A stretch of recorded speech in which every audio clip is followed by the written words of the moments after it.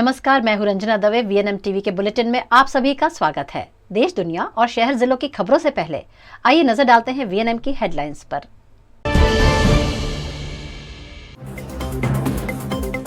गुजरात में चुनाव के साथ आया दल बदलने का मौसम। कांग्रेस नेता भाजपा में, भाजपा नेता आप में।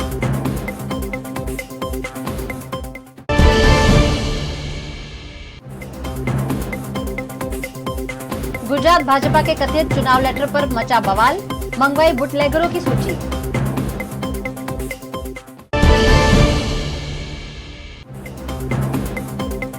और चुनाव आते ही चर्चा में आए मधु श्रीवास्तव, पत्नी के बाद खुद ही चुनाव लड़ने का ऐलान।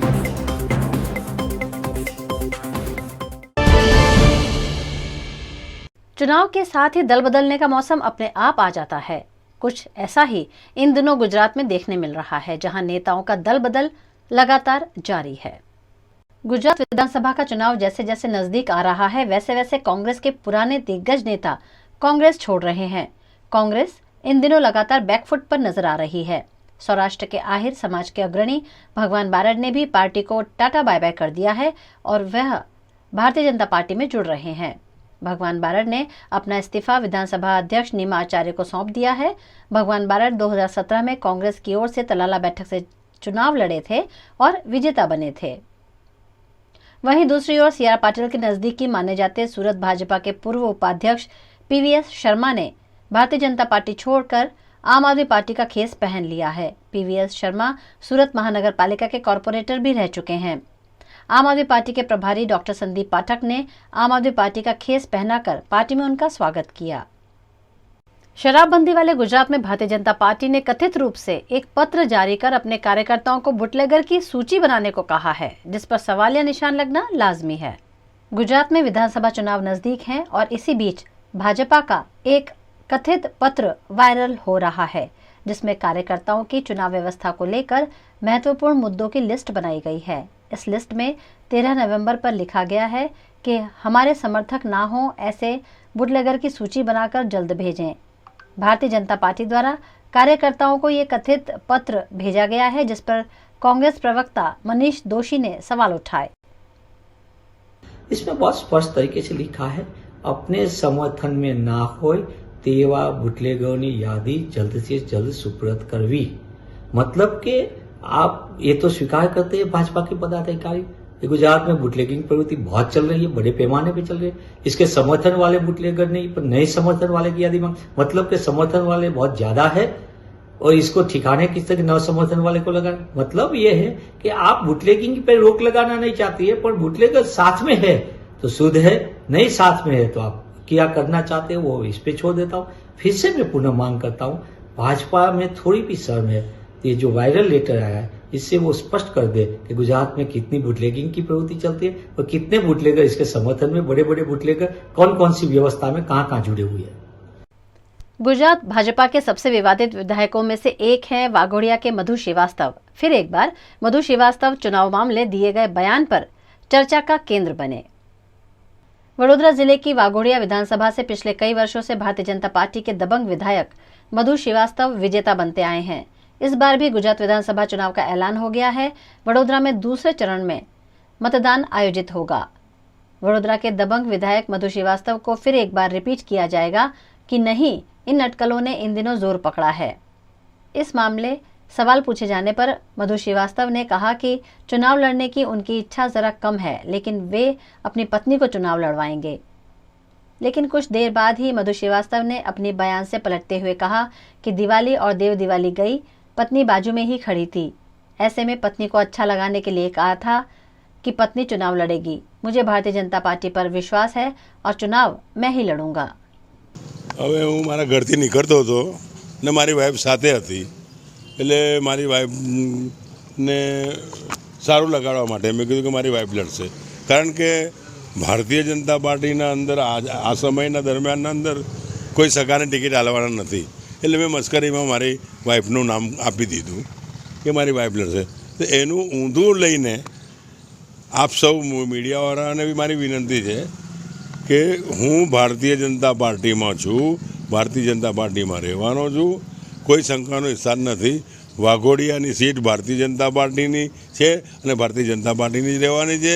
ગુજરાતમાં ભારતીય જનતા પાર્ટીની બહુમતી આવે છે, એમાં કોઈ શંકા નથી. લડવાનો હું છું, જીતવાનો भी હું છું. ભારતીય જનતા પાર્ટીમાં રહેવાનું છે, એમાં કોઈ ના હોય. गुजरात की सियासत में इस बार मजबूत दावेदारी कर रहे आम आदमी पार्टी के राष्ट्र संयोजक अरविंद केजरीवाल ने जूनागढ़ के केशोद और मांगरोल में भव्य रोड शो के आयोजन कर जनता से समर्थन की अपील की है।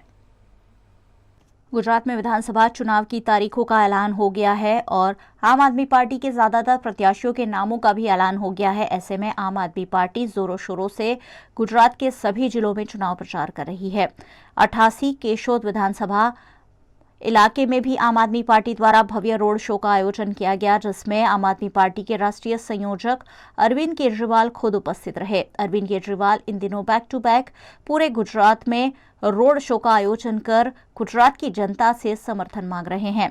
केशोद से 88 विधानसभा मत इलाके से रामजी चुड़ासमा आम आदमी पार्टी के प्रत्याशी है। उनके समर्थन में केशोद के शरद चौक से 4 चौक बस स्टैंड समेत के मुख्य मार्गों पर घूमते हुए जनता से समर्थन की अपील की। अरविंद केजरीवाल ने कहा कि अगर आम आदमी पार्टी की सरकार गुजरात में बनती है तो सभी परिवारों की जिम्मेदारी वो उठाएंगे, महंगाई दूर करेंगे, 24 घंटे बिजली मुफ्त देंगे, बेरोजगारों को रोजगारी देंगे और रोजगारी नहीं मिलने तक 3 महीने तक रोजगारी भत्ता भी देंगे।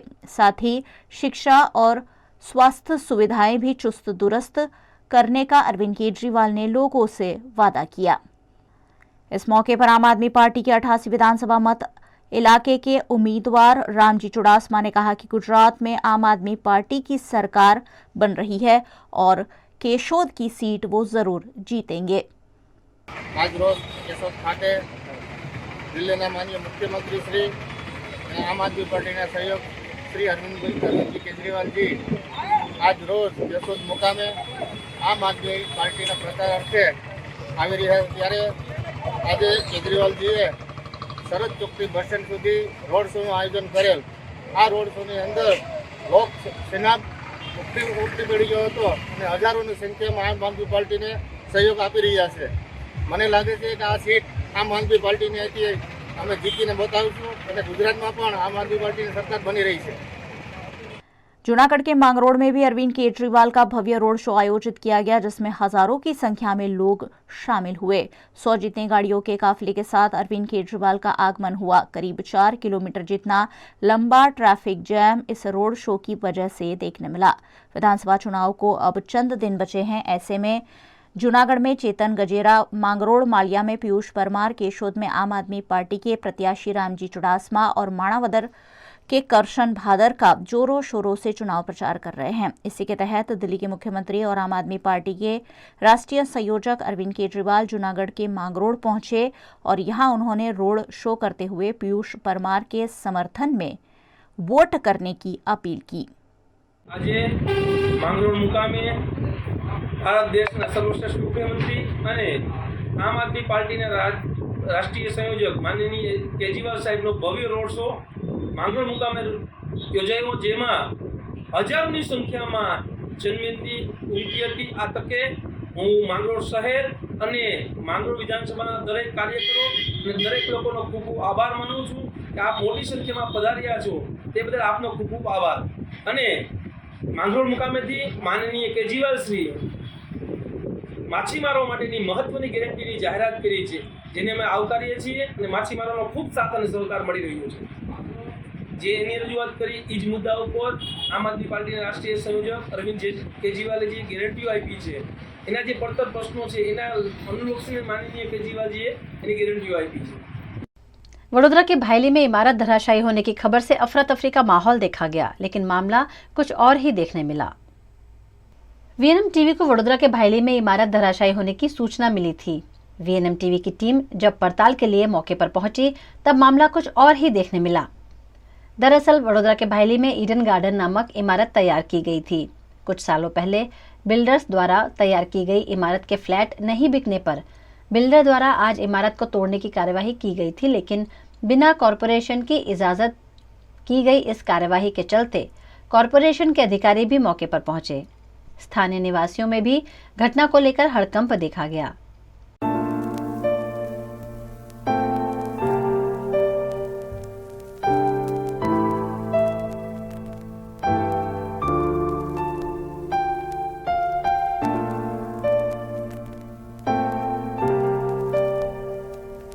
इस मामले वीएनएम टीवी ने जब कॉरपोरेशन के अधिकारियों से पूछताछ करनी चाहिए तो वे जवाब देने से कतराते दिखे।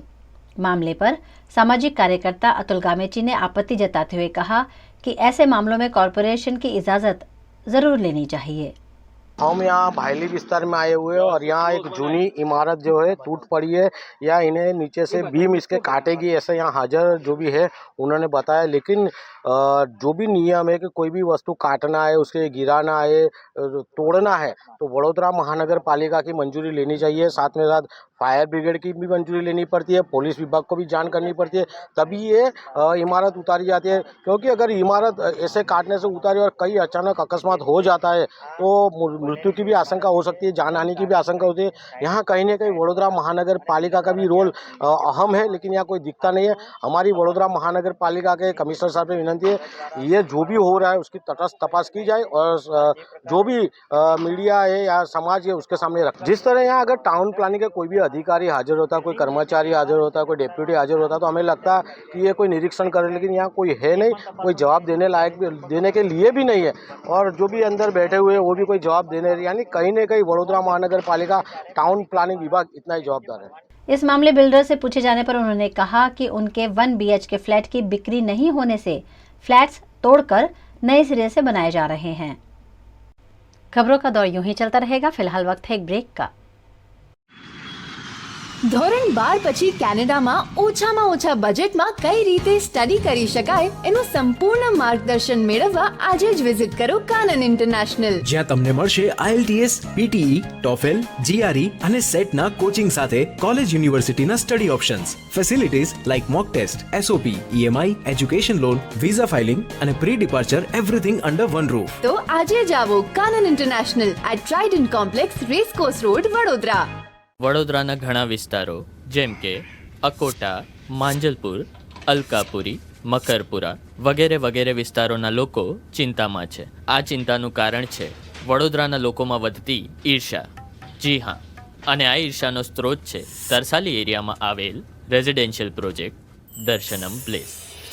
ઘણી બધી એમિનિટીઝથી ભરપૂર આ 2 અને 3 BHK પ્રોજેક્ટ બની ગયો છે નવા ઘર શોધવાવાળા લોકો માટે એક અનોખો અવસર। पिताजी, ये मुझे कहीं नहीं ले जाते, चॉकलेट आइसक्रीम नहीं खिलाते, कहते बचत नहीं, बड़े पेट्रोल के दाम, मेरा जीना हुआ हराम। गीता, पिकनिक पार्टी रोज ही जाते, चॉकलेट आइसक्रीम रोज ही खाते, जॉय ई बाइक में बचत कराई, आखिर बचत भी तो है कमाई। यह है जॉय ई बाइक, जितनी दौड़ेगी उतनी बचत जोड़ेगी।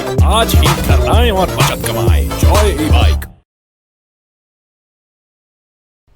गुजरात के वडोदरा के अलकापुरी में जंबूसर वाला BN ज्वेलर्स ने अपने ग्राहकों के लिए सुवर्ण सौभाग्य उत्सव शुरू किया है, जिसमें ग्राहकों को लाखों रुपए के इनाम जीतने का मौका दिया गया है। वडोदरा में सोने चांदी के शोरूम तो कई हैं, लेकिन कुछ ब्रांड ऐसे हैं जिनमें सालों से लोगों का विश्वास है। एक ऐसा ही नाम है जंबूसर वाला BN ज्वेलर्स। वडोदरा के अलकापुरी के सेंटर पॉइंट में BN ज्वेलर्स का भव्य शोरूम है, जहां गोल्ड, डायमंड, सिल्वर, प्लेटिनम सभी तरह की ज्वेलरी उपलब्ध है। चांदी के सिक्के, बर्तन, भगवान की प्रतिमाएं, चांदी के जेवर समेत की अद्भुत डिजाइन्स यहां मौजूद है। सोने के सेट, अंगूठियां, कंगन, सोने के सिक्के समेत के जेवरात की भी विस्तृत रेंज जंबूसर वाला BN ज्वेलर्स में देखने मिलती है।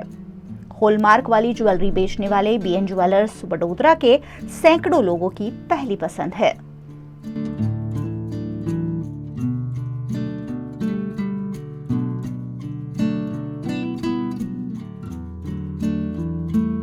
BN ज्वेलर्स अपने ग्राहकों के लिए सुवर्ण सौभाग्य उत्सव लेकर आया है, जिसमें सिर्फ 10,000 रुपयों की खरीदारी पर 9,999 इनाम दिए जा रहे हैं।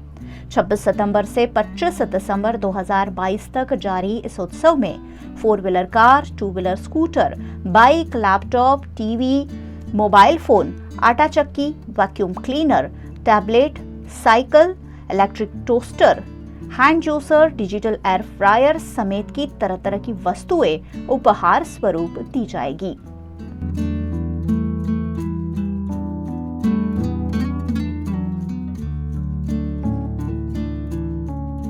અમારે ત્યાં જે સ્કીમ ચાલુ થઈ છે સુવર્ણ સૌભાગ્ય ઉત્સવ, જેમાં અમે ટોટલ 9,999 ઇનામ આપવાના છે, જેમાં ફક્ત 10,000 રૂપિયાની ખરીદીમાં અમે તમને એક કૂપન આપીશું. દાખલા તરીકે તમે લાખ રૂપિયાની ખરીદી કરો છો તો અમે તમને 10 કૂપન આપીશું, જેમાં તમે આટલા બધા લાખોના ઇનામ જીતી શકો છો. જેમાં ફર્સ્ટ પ્રાઇઝ છે ટાટા હેરિયર, સેકન્ડ છે હોન્ડા અમેઝ, ઓલ્ટો, એક્ટિવા, રાજદૂત, એલસીડી, મોબાઈલ 13, આવા ઘણા બધાને એક એશ્યોર્ડ ગિફ્ટ તો બધાને 100% મળશે. અને આ સ્કીમ અમારી ત્યાં 25 ડિસેમ્બર સુધી ચાલુ રહેશે. તો હું દરેક ગ્રાહક મિત્રોને અમારા શोरूम पर આવકારું છું. तो इंतजार किसका कर रहे हैं? सिर्फ 10,000 रुपए के गहने खरीदे और लाखों के इनाम पाएं. खरीदो गहने और चमकाओ अपनी किस्मत. गुजरात भाजपा में उम्मीदवारों के चयन के लिए इन दिनों कश्मकश चल रही है. इसी बीच राजकोट में पश्चिम विधानसभा की बैठक के लिए भाजपा के दिग्गज नेता और कर्नाटक के पूर्व राज्यपाल वजुभाई वाड़ा ने अपनी पीए तेजस भट्टी की सिफारिश की होने की बात सामने आई है. पार्टीना प्रमुख, पार्टीना मंत्रीओ अने पार्टीना मंत्रीओ सिवाय अमारा पार्टीना प्रभारी अने मिनिस्टर प्रभारी अने बीजा जे इन्वाइटेड एक बे लोको होय ए तमाम लोकोए पोतानी रजूआत ई जे अमारा निर्णायको आव्या होय एनी पासे रजूआत करवानी होय अने गांधीनगरमां आ रजूआत 4 सीट माटे थईने आ संकलन समितिए करेली.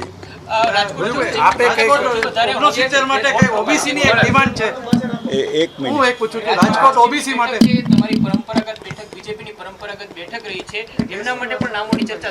जो भाई 4 બેઠકના નામ આપવાના હતા અને એ સંકલન સમિતિના સભ્યોએ જે નિરીક્ષકો આવ્યા હતા એને રજૂઆત કરી દીધી અને એમાંથી એ સ્ક્રુટિની કરી અને પાર્લામેન્ટરી બોર્ડ પાસે મૂકે અને પાર્લામેન્ટરી બોર્ડ એમાંથી એના ધ્યાનમાં લઈ અને ત્યાર પછી એ સરકાર નિર્ણય કરે ને એના ઉપર જે કેન્દ્રની પાર્લામેન્ટરી બોર્ડ છે એ નક્કી કરે. આ પ્રોસિજર છે.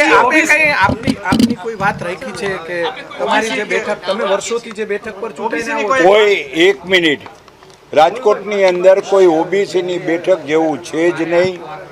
શેડ્યુલ કાસ્ટ અને શેડ્યુલ ટ્રાઇબ્સ એની જ બેઠકો છે. ઓબીસી માટે થઈને કોઈ વિધાનસભા માટે થઈને કે પાર્લામેન્ટ માટે થઈને કોઈ જોગવાઈ છે જ નહીં. અને જે અનામત બેઠક હતી શેડ્યુલ કાસ્ટની એના માટે શેડ્યુલ કાસ્ટના લોકોના નામ આપ્યા છે. એક વાત એવી બહાર આવી છે કે વજુભાઈ વાળા તરફથી ઓબીસીમાંથી એક બેઠક મળે રાજકોટની એવી માંગણી કરી છે. કોઈ નથી. વજુભાઈ વાળા ભારતીય જનતા પક્ષનો કાર્યકર છે. જે કાર્યકરને પાર્ટી ટિકિટ આપશે એને જીતાડવા માટે તન મન અને ધનથી પૂરેપૂરો પ્રયત્ન કરશું. એ જ અમારું લક્ષ્ય છે. દાવેદારો વધુ છે આ વખતે એને કારણે દાવેદારો તો દર વખતે હોય. જે દાવેદારો હોય સૌની ઈચ્છા હોય, પણ ઈચ્છાને પરિપૂર્તિ કરવી એ નામ ડિક્લેર કરવાનું કામ રાજ્ય કક્ષાએ અને કેન્દ્ર કક્ષાએ જે નક્કી થાય એ પ્રમાણે આગળ ચાલશે. આટલા વર્ષોથી આપ રાજકોટના રાજકારણ, ગુજરાતના રાજકારણ સાથે જોડાયેલા છો. આ વખતે પહેલી વાર એવું છે કે ઓબીસી સમાજે એક ટિકિટની માંગણી કરી છે. જો ભાઈ માંગણી તો દરેક સમાજવાળા કરે છે, પણ કયા સમાજને આપવું કે ન આપવું એવું નથી. પાર્ટી નક્કી કરે તો સમસ્ત સમાજનો વિચાર કરીને જ પાર્ટી નક્કી કરે. નહીતર તો કેટલા પ્રકારની જ્ઞાતિ છે. દરેક જ્ઞાતિવાળાને કોઈ સંતોષ આપી શકાય એવું છે જ નહીં. દરેક જ્ઞાતિવાળાની માગણી પ્રમાણે જો કામ કરવામાં આવે તો 182 ને બદલે 500 સીટ કરે ને તો પણ ઓછી પડે. તમે વર્ષો પછી હવે પાર્લામેન્ટરી બોર્ડમાં બંધારણીય વડા હતા અત્યાર સુધી, હવે પાર્લામેન્ટરી બોર્ડમાં ગઈકાલે 2 દિવસ પહેલા બેઠા. તમને શું લાગ્યું? તમારું એમને સૂચન પાર્લામેન્ટરી બોર્ડ છે એ સૌને સાંભળ્યા પછી એના પ્રોઝ અને કોન્સનો વિચાર કરે. કોને ટિકિટ આપી એ અંતે નક્કી ગુજરાત રાજ્યનું પાર્લામેન્ટરી બોર્ડ નક્કી કરશે. અને એને જે નક્કી કરેલો હશે એમાં જો ફેરફાર કરવાનો હોય તો કેન્દ્ર સરકાર એમાં ફેરફાર કરશે, નહીતર કેન્દ્ર સરકાર એને મોહર મારી દેશે. જો ભાઈ ત્યાં તમામ લોકોએ સજેશન કરવાનો હક ને અધિકાર હતો અને તમામ લોકોએ પોતાના વિચાર પ્રમાણે નામ આપ્યા છે. એની અંદર એ આખરી નિર્ણય નથી હોતો. તમારા અંગત મદદનીશ માટેની તેજસભાઈ માટે આપે વાત કરી, તમારા અંગત મદદ જો ભાઈ કોઈ અમારો કોઈ અંગત મદદનીશ નથી, પાર્ટીનો કાર્યકર્તા છે. પાર્ટીનું નામ તમારે ધારો કે એક જગ્યાએ કોઈએ નામ કીધું કે અહીં કાંતિલાલને ઊભા રાખવા, તો બીજી વ્યક્તિ કાંતિલાલનું નામ ન બોલે, કાંતિલાલ તો આવી ગયા, એ ઉપરાંત કોઈનું હોય તો સજેશન કરે. એ પ્રમાણે સૌના સજેશન પ્રમાણે એ નામ નક્કી થયા હોય, એની જે સંકલન સમિતિના નિરીક્ષકો હોય એ નામ નક્કી કરીને પાર્લામેન્ટરી બોર્ડ પાસે મૂકે. દાવેદારી નામની કે ખરેખર પાર્ટીના કાર્યકર તરીકે? ના, અહીંયા જે નામ કર્યા હોય એ બધા ઉમેદવાર જ હોય ને, નામ ખાતર તો કોઈ આવે નહીં. અને હવને ઈચ્છા પણ હોય કે મને ટિકિટ મળે તો હું ચૂંટાઈ જઈશ. જો ભાઈ હું તો એક જ કહું છું, ગેરકાયદેસર જ્યાં બાંધકામ થયા હોય એને કાં તો નિયમ પ્રમાણે રેગ્યુલરાઇઝ કરી દેવા જોઈએ, ન હોય તો એને ડિમોલિશ કરવું જોઈએ. ઇનરેગ્યુલરિટી હોય, ઇનલીગાલિટી હોય એને તો रिमूव करवी જોઈએ. दिवाली वैकेशन के बाद फिर एक बार वडोदरा की विश्व प्रसिद्ध MS यूनिवर्सिटी में शैक्षिक कार्य शुरू होने जा रहा है, जिस पर PRO लकुलेश त्रिवेदी ने जानकारी दी। यूनिवर्सिटी परंपरागत दीपावली के वैकेशन के बाद रीओपन हो रही है। यूनिवर्सिटी में विद्यार्थी पुनः अपने अपने क्लासरूम में जाना शुरू करेंगे और साथ ही में यूनिवर्सिटी ने विद्यार्थी जब यूनिवर्सिटी में आ रहे हैं एक छोटे से अंतराल के बाद, तब उनको कोई भी प्रकार की असुविधा ना हो, साथ में शैक्षणिक कार्य जो रूटीन है उस हिसाब से शुरू हो, उसकी पूरी चिंता यूनिवर्सिटी ने ये वैकेशन दरमियान अपना एडमिनिस्ट्रेटिव विंग चालू रखे। यूनिवर्सिटी ने ये सारी सुविधाएं एवं जितनी भी ज़रूरतें हैं वो पूर्तता करने का प्रयास किया है। कहीं पे परीक्षा का माहौल होगा, कहीं पे नए क्लासेस शुरू होने का माहौल होगा। विद्यार्थी अपने वर्ग खंड में जाने के लिए खूब ही उत्साह से वो अपने कॉलेज में या अपने वर्ग खंड के साथ जुड़ेंगे। उनके आवकारने के लिए यूनिवर्सिटी तंत्र संपूर्ण सज्ज है।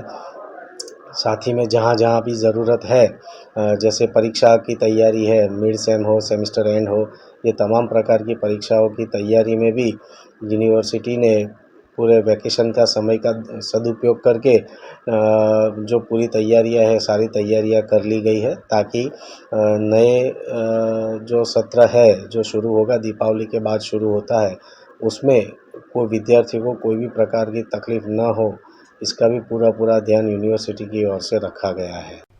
गुजरात विधानसभा चुनाव में इस बार कांग्रेस परिवर्तन की उम्मीद लगा रही है और इसी उम्मीद के साथ पार्टी कार्यालय के बाहर डिजिटल घड़ी लगाकर भाजपा की आखिरी घड़ियां गिनी जा रही हैं। गुजरात विधानसभा चुनाव का ऐलान हो गया है। गुजरात में 2 चरणों में 1 दिसंबर और 5 दिसंबर को वोट कराए जाएंगे, जिसकी तैयारियों के भागरूप राष्ट्रीय दलों द्वारा जोरों शोरों से चुनाव प्रचार शुरू कर दिया गया है। गुजरात में 25 साल पहले शासन से बेदखल हुई कांग्रेस पार्टी इस बार राज्य में परिवर्तन की उम्मीद लगा रही है और सत्ता में भारतीय जनता पार्टी की विदाई की एक सेकंड गिन रही है। हम यूं ही नहीं कह रहे हैं, यह तो खुद अहमदाबाद में गुजरात प्रदेश कांग्रेस कार्यालय पर लगी हुई डिजिटल घड़ी कह रही है।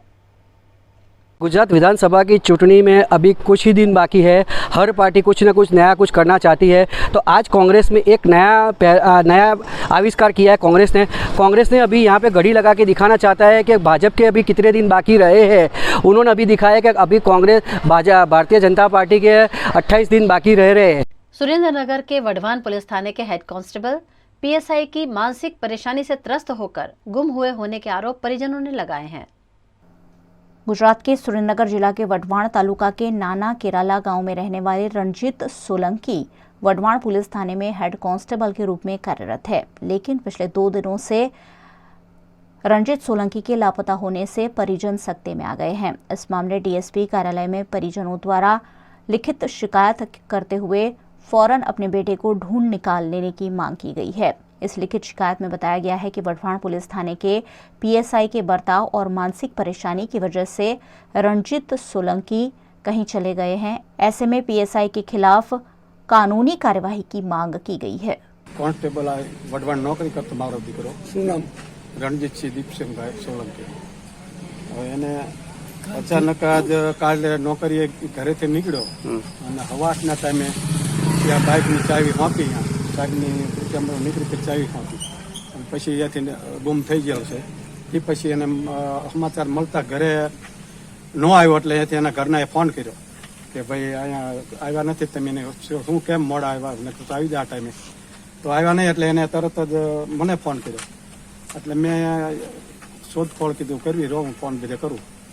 એટલે મેં ફોન કર્યો ને બધે મેં તપાસ કરી, પણ કે હગાવાલામાં ક્યાંય કીધું જીઓ હોય કોઈ કામકાજે, પણ હતો નહીં.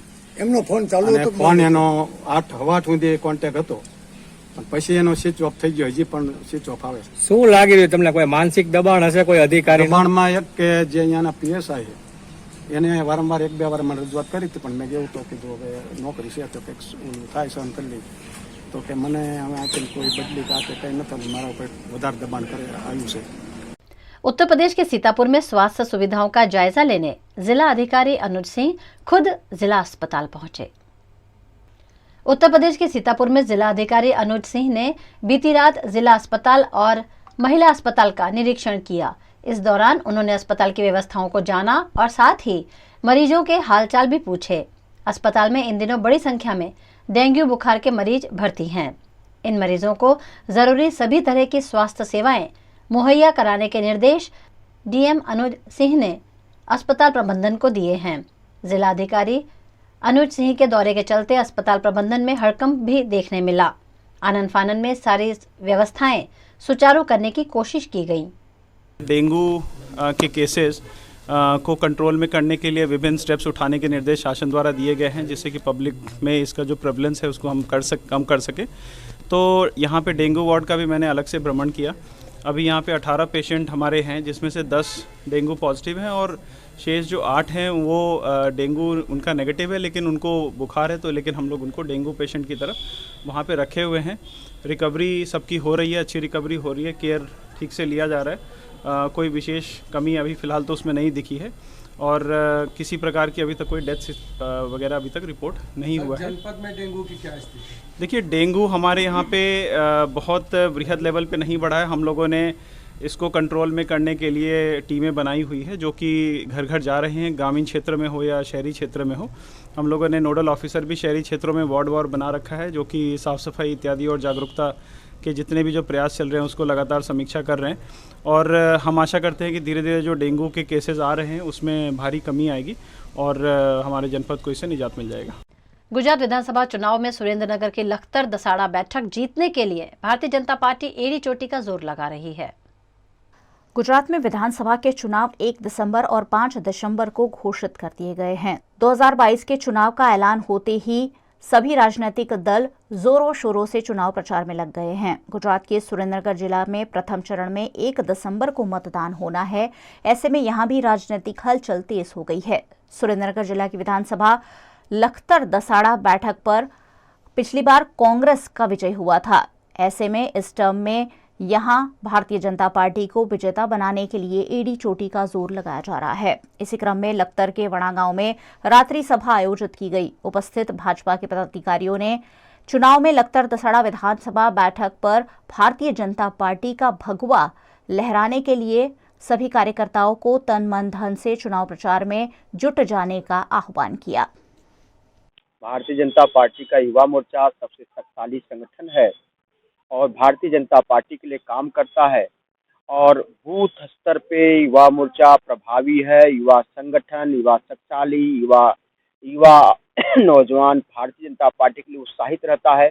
उसी चुनाव में भारतीय जनता पार्टी युवा मोर्चा का कार्यकर्ता ये कार्यक्रम संगम कर रहा है।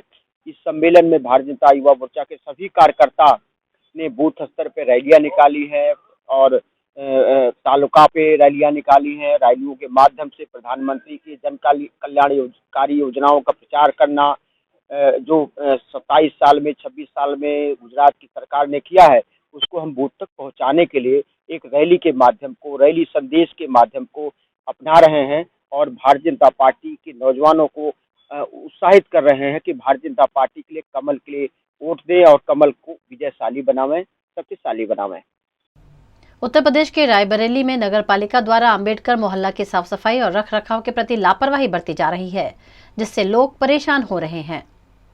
उत्तर प्रदेश की रायबरेली नगर पालिका की उदासीनता के चलते आंबेडकर मोहल्ले में गंदगी की भरमार देखने मिल रही है। यहाँ नगर निगम के लोगों की उदासीनता से लोग परेशानियों का सामना कर रहे हैं। चारों ओर यहाँ गंदगी के ढेर लगे हुए हैं, नालियाँ उफन रही है, लेकिन जिम्मेदार है कि उनका ध्यान इधर नहीं जा रहा है। स्थानीय निवासी ने इस मामले बताया कि ना तो नियमित यहाँ कोई कर्मचारी सफाई के लिए आता है, ना ही किसी तरह की दवाई का छिड़काव किया जाता है।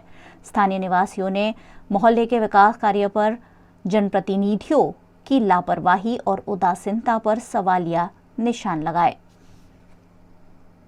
समस्या ये है कि आपने देखा होगा ड्रेन वगैरह कितनी गंदी है, सब भरा हुआ है जी, और सफाई वगैरह हफ्ते में 15 दिन में एक दिन कोई आता है बस जी, रोजाना साफ नहीं होता। इसीलिए सब आजकल डेंगू का प्रभाव चल रहा है। इतने नालियाँ गंदी भरी हुई है सब मच्छर से, तो ये सब संक्रमण फैलने का खतरा है जी। यही विनती करेंगे नगर अध्यक्ष से जी कि इसको जरा ध्यान करें जी। जिस तरह सब जगह सफाई होती इस तरह यहाँ भी रोजाना झाड़ू लगे, कूड़ा उठे जी, ये हमारा प्रार्थना है जी। 20 साल हो गए, 25 अभी हम लोग घर बने हुए, यहाँ पर अभी तक खरंजा नहीं लगा हुआ जी जी। और पुराना भी जो बने हुए साल 2 साल के अंदर कॉलोनियाँ जी, जैसे न्यू शक्ति नगर वगैरह है जी, अभी हाल में बनी 5 साल के अंदर, वहाँ देखिए एकदम चमाचम इंटरलॉकिंग लगी हुई, क्योंकि भाई वो बड़े लोग हैं जी, इधर सब छोटे लोग रहते हैं, तो इसलिए यहाँ पर कोई उतना केयर नहीं किया जाता, ध्यान नहीं किया जाता जी जी। जबकि कहा जाता है कि सबका साथ सबका विकास, लेकिन ऐसा कुछ नहीं है, मुँह देख के विकास करते हैं। चुनाव के साथ ही दल बदलने का मौसम अपने आप आ जाता है। कुछ ऐसा ही इन दिनों गुजरात में देखने मिल रहा है, जहां नेताओं का दल बदल लगातार जारी है। क्या माहौल लग रहा है पंजाब के मुकाबले गुजरात में? जैसे पंजाब में झाड़ू फिरा है, उससे ज्यादा लोगों में यहाँ पे उत्साह है। लोगों ने मन बना लिया है कि अच्छे लीडर को लेके ना, जैसे दिल्ली में काम हुए हैं, जैसे पंजाब में अभी काम हो रहे हैं, तो लोगों की एक आस्था बन गई कि अगर देश का भविष्य जो अच्छा बना सकता है तो वो सिर्फ अरविंद केजरीवाल है। लोगों ने फैसला बना लिया कि इस बार झाड़ू चलेगा और बड़े बहुमत से गुजरात में आम आदमी पार्टी की सरकार बनेगी। आप यहाँ पे गुजरात में जो गांव घूमे हो, वहाँ का गांव का माहौल कैसा है? गांव में लोग तैयार बैठे हैं। लोगों ने यही कहना है कि हम काम पे वोट दे रहे हैं, क्योंकि हम देख रहे हैं कि जब कोई न्यूज़ देखते हैं तो दिल्ली में हॉस्पिटल ठीक कर दिए, स्कूल ठीक अच्छे कर दिए, कॉलेज अच्छे कर दिए, पढ़े लिखे नौजवानों को रोजगार मिल गया।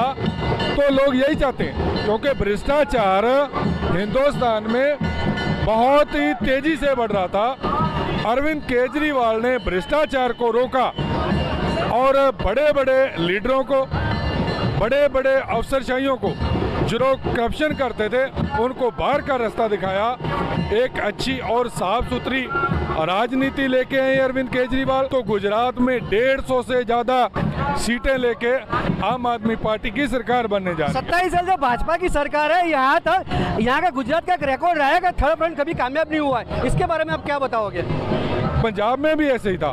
पंजाब में जो बोलते थे कि हम 25-25 साल राज करेंगे, कैप्टन अमरिंदर सिंह जो कांग्रेस का मुख्यमंत्री था, आम आदमी पार्टी का एक आम कैंडिडेट, उसने हरा दिया। बादल परिवार जो बोलता था कि 25 साल राज करेंगे, लेकिन जनता ने उनको भी गिरा दिया। तो मोदी क्या चीज है? कांग्रेस ने एक आक्षेप ये भी लगाया है कि गुजरात की चुनाव में जो भी फंड आ रहा है वो बाहर से पंजाब से आ रहा है, और वो भी हवाई माध्यम से आ रहा है। इसके बारे में आप क्या बताओगे?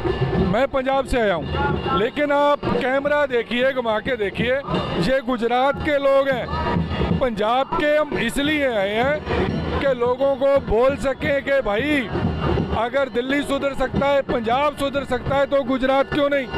वोट डालो आम आदमी पार्टी को, एक अच्छे लीडर को वोट डालो। जो संत के ऊपर वाई कैटेगरी की सुरक्षा दी, वो पुलिस के घेरे में आकर के उसकी गोली मारकर हत्या कर गई, तो वहाँ की पंजाब की सुरक्षा दायरे में, शंका के दायरे में, इसके बारे में आप क्या बोलोगे? ऐसा नहीं है। कौन सी स्टेट है जिसमें कोई छोटा मोटा काम नहीं होता? एक स्टेट मेरे को बता दो जहाँ पे थोड़ा बहुत है, कहीं ना कहीं चलता रहता है। उन्होंने आज एक ये भी बात बताई है कि केजरीवाल 3D मॉडल पे काम कर रहा है, दंगा, ड्रग्स और दारू। इसके बारे में आप क्या बोलोगे? यही मुझे बहुत अच्छा आपका सवाल है। आम आदमी पार्टी नशा, पैसा, गुंडा, उन्होंने ये भी बताया कि 10,000 केस तो पंजाब में ड्रग्स के हो चुके। मैं बता रहा हूँ, आम आदमी पार्टी पहली बार होगा कि बिना नशा और बिना पैसे बांटे के सरकार कर रही है, जो हमारे कैंडिडेट हैं, है ना।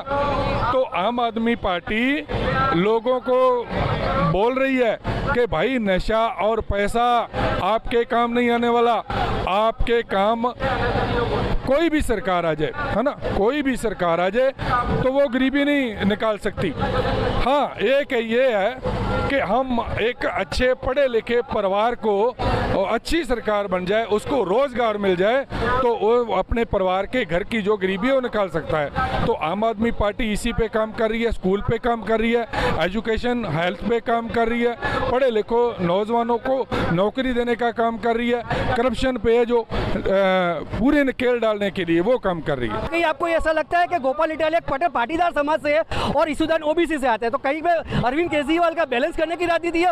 एक हिंदुस्तान में एक ऐसी पार्टी है जो लोगों को पूछ के बोलती है कि आपको कौन सा कैंडिडेट चाहिए। तो गुजरात के लोगों ने मैसेज किया कि हमारे को ये सीएम का चेहरा चाहिए, तो जो लोग कहेंगे उसी के आधार पे होगा, किसी पे थोपा नहीं जाएगा। ये जनता है, आम आदमी पार्टी डेमोक्रेसी और लोकतंत्र को जिंदा रखना चाहती है। लोगों को पूछ के जो लोग बोलते हैं वही करते हैं।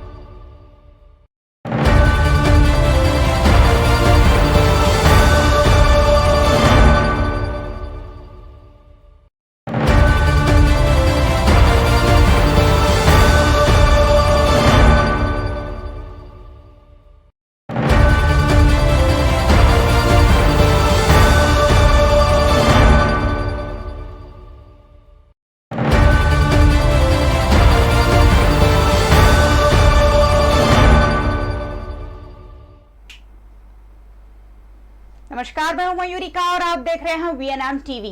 विधानसभा चुनाव का माहौल गुजरात में गर्माता जा रहा है। 2022 विधानसभा चुनाव दिसंबर में चुनाव होने हैं। 2 चरणों में विधानसभा के चुनाव होने हैं, 1 दिसंबर और 5 दिसंबर को गुजरात वोट करेगा। और इस विधानसभा चुनाव के लिए क्या है गुजरात का चुनावी मूड, ये लेकर हम आपके सामने हाजिर है। किसका होगा गुजरात? भारतीय जनता पार्टी जो पिछले 25 सालों से यहां सत्ता पर है, या 25 सालों पहले कांग्रेस पार्टी सत्ता में थी, या फिर दिल्ली और पंजाब से आई नई आम आदमी पार्टी क्या गुजरात की सियासत में अपनी जगह बना पाएगी? इन सारे सवालों के जवाब 1 महीने तक आपके साथ चर्चा होंगे। यहाँ राजनीतिक दलों के प्रतिनिधि आएंगे, यहाँ कैंडिडेट्स आएंगे जिन्हें आपको वोट करना है, यहाँ आएंगे पॉलिटिकल एक्सपर्ट्स जो आपको बताएंगे कि आप किन मुद्दों पर वोट करें, और यहाँ आएंगी जनता जो बताएगी सीधे सीधे कि आखिरकार गुजरात को चाहिए क्या, वडोदरा को चाहिए क्या, गुजरात का चुनावी मूड और किसका होगा गुजरात। यही सब बातें पूरे महीने वीएनएम टीवी पर होने वाली है। वीएनएम टीवी देखते रहना है। आज सबसे पहले आम आदमी पार्टी के वडोदरा के सयाजीगंज से प्रत्याशी बनाए गए स्वेजल व्यास को हम आपके सामने लेकर आए हैं। स्वेजल व्यास हमारे साथ है। स्वेजल जी नमस्कार। नमस्कार। सबसे पहला सवाल इनसे यही मैं पूछना चाहती हूं कि आम आदमी पार्टी को आपने चुना है, पिछले एक आध महीने पहले ही आपने आम आदमी पार्टी को चुना है। लोगों को आपको वोट क्यों करना चाहिए? आम आदमी पार्टी की बात मैं नहीं कर रही हूं, आम आदमी पार्टी का नाम लिए बिना स्वेजल व्यास को वडोदरा की जनता, सयाजीगंज की जनता क्यों वोट करेगी? सबसे पहला जवाब यही। मैम, आपके न्यूज़ के माध्यम से भी लास्ट टाइम जब कॉरपोरेशन का इलेक्शन था तब भी मैं आया था, तब भी मैंने बताया था कि बड़ौदा की जनता मुझे जानती है सालों से। मैं जब से छोटा था तब से, आज से लगभग 18 साल, जब भूकंप था तब भी हम सेवा कर रहे थे, जब 2007 में बाढ़ आई थी तब भी हम सेवा कर रहे थे। उसके बाद लगातार 12 में, 13 में, 15 में जब स्वाइन फ्लू आया था तब हमारी सेवा थी। अभी आपने देखा होगा कि कोरोना के दरमियान भी हम लोग हॉस्पिटल के अंदर, सरकारी हॉस्पिटल तीनों तीन SSG ले लो, समरस ले लो या गोत्री हॉस्पिटल ले लो, सभी जगह पे हमारी जिम्मेदारी, जब लोग डर रहे थे मौत से, जब सारे नेता लोग घर के अंदर बैठे थे, हम लोग मौत के बीच में थे और लगातार वहीं पे खड़े थे, 50 दिन तक हम वहीं पे खड़े थे। तो लोगों को पता है, मैं तो कोई बड़ा नेता नहीं हूँ, मेरे फैमिली में या मेरे पूरे खानदान में पीछे कोई ऐसा बैकग्राउंड नहीं है। हम समाज सेवक के दौर से मुझे जाना जाता था, एक सामाजिक क्षेत्र की जो जिम्मेदारी होती है वो मैं निभाता था जिम्मेदारी पूर्वक। तो मेरा ये जो नेचर है पब्लिक जानती है और इसी के लिए हम लगातार इसी बात पे जो लड़ रहे थे, जहाँ जहाँ पे भी अन्याय होता था, चाहे गणपति में ले लो, दशामा की मूर्ति विसर्जन करने के लिए मना कर दिया कि विसर्जन नहीं होगा, तो हमने पूरी मूर्ति बड़ौदा की इकट्ठी की और समुद्र में, सोमनाथ के समुद्र में बीचों बीच जाके विसर्जन किया। तो जिम्मेदारी जवाबदारी लेने वाले लोग हैं। लगातार सरकार गलत कर रही थी, हम उसका विरोध करते, हम ब्रिज का विरोध करें तो हमें पुलिस जेल में डाल देती थी, गणपति का वो हो तो तब भी जेल में डाल देती थी, दशमा में भी डाल देती थी। ये अपने उल्पादन रोड पे जो मंदिर था जो तोड़ दिया, मंदिर को तोड़ के भगवान को कचरे के डिब्बे में डाल दिया, फिर भी हम पे पुलिस एक्शन लेती थी, हमें जेल में डालती थी। लगातार सामाजिक क्षेत्र में जहां जहां भी दूध के दाम बढ़े हमने उसका विरोध किया, फ्री में दूध देके, पेट्रोल के दाम बढ़े, पेट्रोल फ्री में देके जब विरोध किया तब भी हमें पुलिस जेल में डाल रही थी। तब जाके बड़े अधिकारियों ने भी हमें बोला कि आपको कोई पॉलिटिकल बैकग्राउंड की जरूरत है, वरना ऐसे ही आपको परेशान किया जाएगा। और हमने देखा कि एक नया दौर आ रहा है, नई सोच आ रही है, नई किरण, नई ऊर्जा आ रही है। अभी तक हम देख रहे थे, मैं इसीलिए कोई भाजपा कांग्रेस में नहीं जुड़ा क्योंकि मुझे पता है भारतीय जनता पार्टी ही नक्की करती है कि कांग्रेस में से कौन इलेक्शन लड़ेगा, और कांग्रेस जैसे ही बोलती है वैसे भारतीय जनता पार्टी एक ही टेबल पे बैठ के सब सेटिंग करते हो। ये setting.com की पिछले कई सालों से हम देख रहे थे, जो हक और अधिकार लोगों को मिलना चाहिए, जो सुविधा मिलनी चाहिए वो नहीं मिल रही थी। उसी के कारण मुझे कुछ ना कुछ आम आदमी पार्टी में जुड़ना पड़ा। और आम आदमी पार्टी में भी ईमानदार लोग हैं। मैं देखिए, मैं अभी कुछ ही टाइम पहले ही जुड़ा हूं, फिर भी मुझ पे भरोसा करके इतनी बड़ी जिम्मेदारी दे दी। तो ये मैं मानता हूं कि लोगों को मेरे पिछले जितने भी काम किए, मैं कभी भी ऐसा नहीं बोलूंगा कि मुझे ये करना है कि उसके लिए मुझे वोट दिए। मेरे जो काम किए वो काम के नाम पे ही मैं वोट मांगूंगा। और मुझे पता है कि लोगों को सिर्फ काम करने वाला चाहिए, क्योंकि गुलामी करने वाले तो भाजपा में और कांग्रेस में बहुत सारे। तो मैं मेरे हिसाब से मैं काम की राजनीति करने आया हूँ। स्वेजल व्यास नाम बड़ा नहीं है, वडोदरा नाम ऐसा नहीं है जिसे नहीं जानता है वडोदरा शहर। स्वेजल व्यास नाम वडोदरा शहर के लिए जाना माना है, पहचानते हैं वडोदरा शहर में स्वेजल व्यास को लोग। लेकिन आज जो मुद्दा सबसे बड़ा चर्चा में है वो है स्वेजल व्यास ने अपनी डिपॉजिट भरने के लिए 1-1 रुपया लोगों से मांगा है। सीधी बात है, जब आप चुनाव में उतरते हैं स्वेजल भाई तो कहीं ना कहीं काफी पैसों की जरूरत होती है। आप 1-1 रुपया डिपॉजिट के लिए मांग रहे हैं और वडोदरा शहर जितना आपको जानता है, हम जितना आपको जानते हैं, आपका अच्छा वेल सेटल्ड बिजनेस है, आप इवेंट मैनेजमेंट करते हैं, आप टूर ऑपरेट करते हैं। 1-1 रुपया मांगने के पीछे का कारण क्या है? पब्लिसिटी स्टंट है क्या एक तरह का ये, जो आप हमेशा से करते आए हैं? मैडम, आपको भी पता है लास्ट टाइम इलेक्शन लड़ा था आप ही की इसी टेबल पे यही हमने बात की थी। मैं लास्ट टाइम जब इलेक्शन लड़ा था कॉर्पोरेशन का, मैंने नहीं रैली निकाली, नहीं मैं सबके घर पे गया कि मुझे वोट दो ढोल नगारा लेके, नहीं मैंने बाइक रैली निकाली, नहीं कार्यालय खोली, नहीं बड़े बड़े होर्डिंग लगाए, नहीं खेस लगाई, मैंने कुछ ऐसा मुझे पता है मैं पब्लिक के लिए इलेक्शन लड़ रहा हूँ, पब्लिक के काम के लिए लड़ रहा हूँ। मुझे पैसे खर्च करके जीतने की जरूरत क्या है? लोग जिता रहे हैं ना, मैं कहीं पे भी कुछ भी खर्चा नहीं किया था, फिर भी लोगों ने 5000 वोट दिए थे। पूरे गुजरात में भाजपा और कांग्रेस के अलावा और भी पार्टी लड़ रही थी, फिर भी मुझे सबसे ज्यादा वोट मिले थे 5000 वोट, और वो भी मेरा विस्तार नहीं था, मेरे विस्तार से बाहर में जाके इलेक्शन लड़ा। लोगों को पता है ईमानदार लोगों की जरूरत है। आज मैं इलेक्शन लड़ रहा हूं, 10,000 रुपए डिपॉजिट की जरूरत है। मेरे साथ बहुत सारे लोग हैं, बहुत लोगों को आशा अपेक्षा है, उम्मीद है मुझसे कि मैं उनके लिए काम करूंगा, मैं उनके लिए लड़ूंगा, मैं उनकी आवाज बन के सरकार में रजूआत करूंगा। तो ये सब लोगों की एक डिमांड है कि हम आपके साथ हैं, हम आपसे जुड़ना नहीं चाहते, पर हम आपको कुछ ना कुछ मदद करेंगे। तो लोगों की जो एक उम्मीद है, और मैंने लास्ट टाइम भी, आपको पता है ये पहली बार नहीं कर रहा हूं, लास्ट टाइम भी मैंने 3000 रुपए जो डिपॉजिट थी सबके पास 1-1 रुपया इकट्ठा करके ली थी। यही एक चीज होता है कि लोगों का भरोसा मुझ पे है या नहीं वो भी एक चेक हो जाता है। और जो 1 रुपया देता है ना, वो इतनी तो जिम्मेदारी लेता है कि नहीं यार इसको जिताना है, मैंने इसको 1 रुपया इसमें इन्वेस्ट किया है या इसको सपोर्ट किया 1 रुपया आशीर्वाद के रूप से, तो इसको कुछ भी करके वो मेरा भी प्रचार करे। और मेरे लिए ये धन्य की बात है कि आज सुबह मैंने 9 बजे अनाउंस किया और 12 बजे 3 घंटे के अंदर 10,000 रुपए मेरे अकाउंट में हर एक 10,000 लोगों ने 1-1 रुपया डाल के जमा करवा दिया। यानी आपने 10,000 वोट कमा लिए?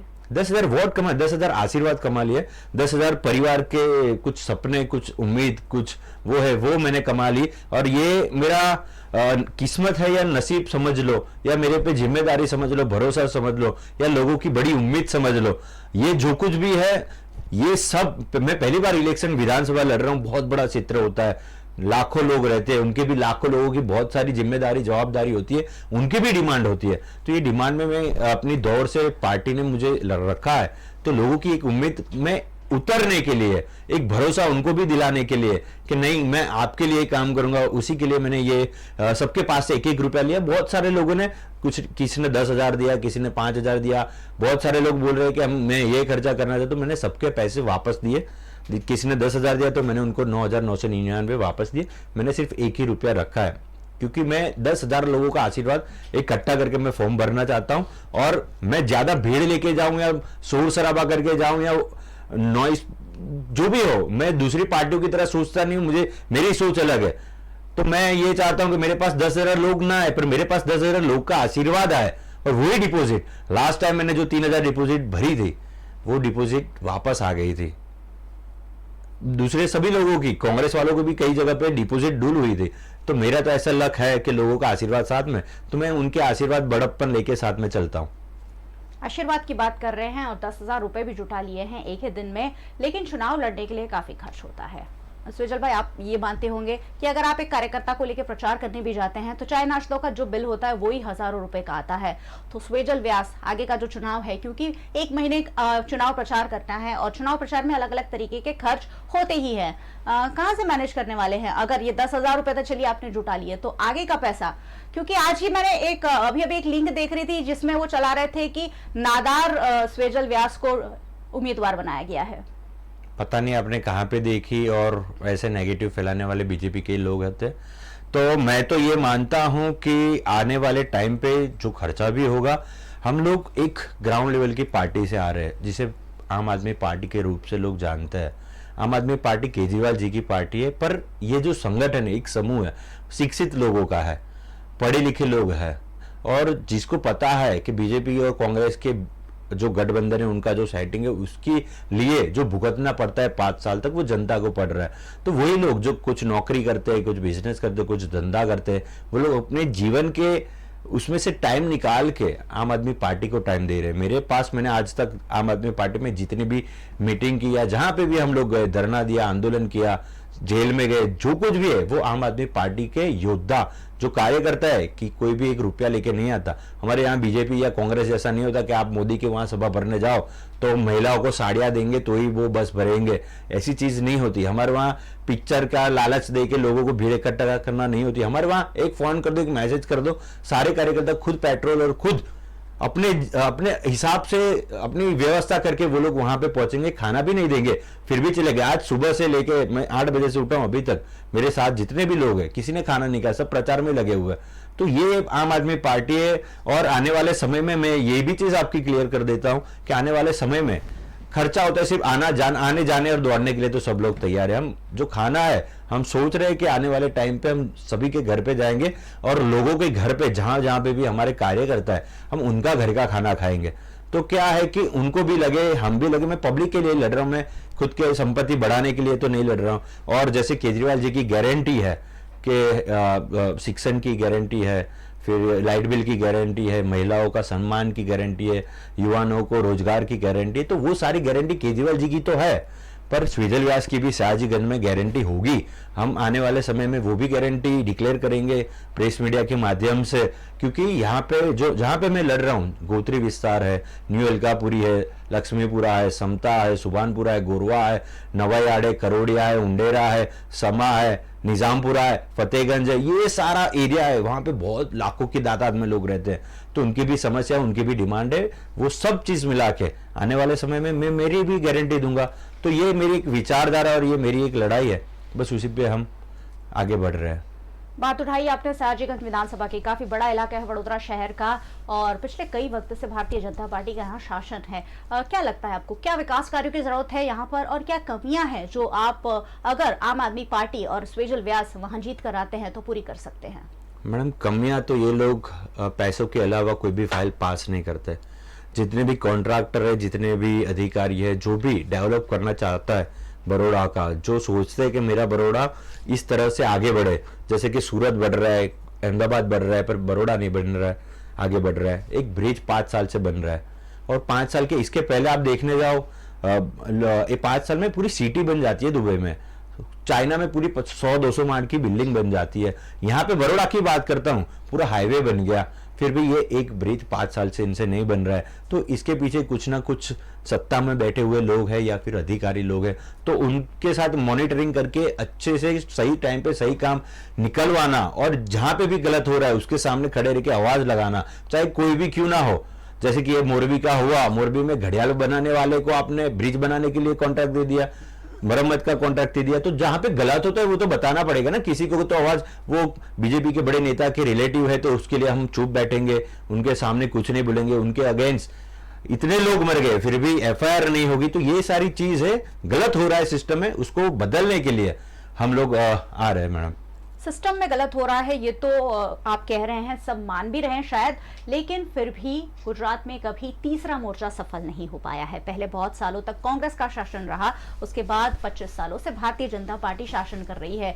आम आदमी पार्टी अचानक आकर ऐसा क्या मैजिक चला सकती है? केजरीवाल जी कह रहे हैं कि मेरे पास जादू है, वो क्या जादू है केजरीवाल के पास या आम आदमी पार्टी पास या स्वेजल व्यास के पास, कि अचानक वो कह रहे हैं कि हम रातों रात चीजों को बदल देंगे? मैम, हमारे पास पब्लिक के मुद्दे हैं, पब्लिक को जहाँ पे भी पता है कि ये चीज़ गलत हो रही है या उनकी जो बेनिफिट होते हैं, वो देखिए, हम टैक्स देते हैं, विरा देते हैं, हम आप दही से भी लेते हो, जीएसटी, दूध से भी लेते हो, सभी जगह से ईमानदारी से पूरे गुजरात की करोड़ों जनता टैक्स पे करती है, अपना जो भी सरकार को देना है वो ईमानदारी इज्जत से देती है।